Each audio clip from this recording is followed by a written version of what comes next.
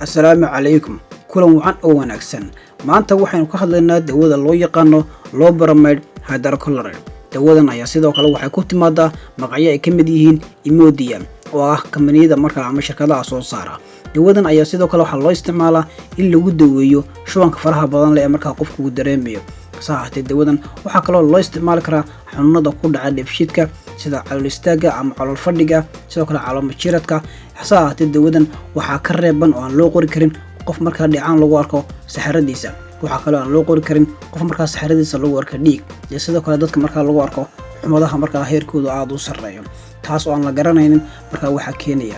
dawadan waxa ay jirka kaga baxdaa muddo u dhaxaysa 9 saacadood ilaa 14 saacadood. taasi waxay ka dhigan tahay in qofku markaa dawada hore waxba u tari weydo oo mid kala qaadan karo maadaama ay ka soo wareegtay inta u dhaxaysa 9 saacadood ilaa 14 saacadood. dawadan waxaa lagu burburiyaa xubin muhiim u ah jirka oo ah beerka. waxaan filayaa inaad ka faa'iideysan doonto markaa inaad la wadaagi doonto cid kasta markaa u aragto in ay markaa ay ka faa'iideysan karto. waad ku mahadsan tahay booqashadaada.